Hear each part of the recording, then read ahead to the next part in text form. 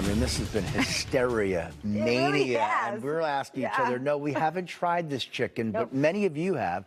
It's been almost 2 weeks since the state's first Raising Cane's restaurant opened, but still, the craze continues. You said during commercial break you're going to wait six months before you go? Yeah, something like that. I might have lines to agree. die down. That's right. People in cars are still lining up to see what the hype is all about. NBC Connecticut's Mike Massaro was there on opening day and back again. Mike, how are things looking now? Yep.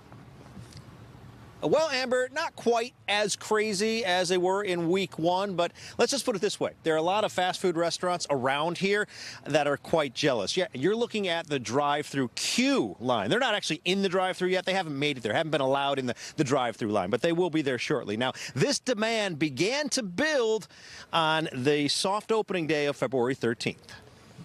Despite a snowy start on day one, there was a blizzard of activity at Raising Cane's. Some people waited hours to get their first taste of the famous chicken fingers at the state's first location. Today, 10 days later, the Enfield restaurant is still busy, but not quite like week one. The line was at the door.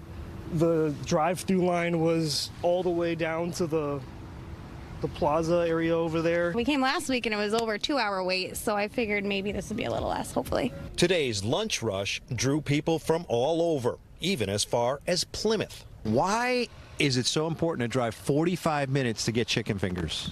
I don't know. How good are they?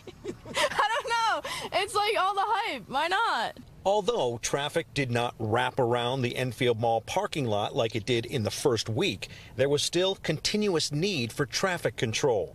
Police officers paid for by the restaurant. The officers that are on site are ensuring that the traffic flows appropriately and it doesn't cause any backup either in the larger mall parking lot area or out onto Elm Street. Since the February 13th opening, Raising Cane's has continued to attract steady crowds, and police say only minor issues have arisen, and they've already been resolved. There was, patrons that may have been leaving some litter behind in the parking lot. It had become to be a little bit of an eyesore, so it was addressed, and again, they were responsive. As the phenomenon continues, patience is more than a virtue.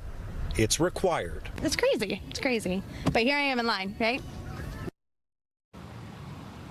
Yeah, so things are still pretty busy here in Enfield, and that could be the case in a couple of other Connecticut towns not too far down the road. There are Raising Cane's planned in Simsbury and in Wethersfield. Now, what is behind this phenomenon? Well, we'll tell you at 5:30. We spoke with an expert who explains a little bit why people are so attracted to Raising Cane's. For now, we're live in Enfield. Mike Massaro, NBC Connecticut News. Back to you guys. Can't wait for that, Mike. Thank you.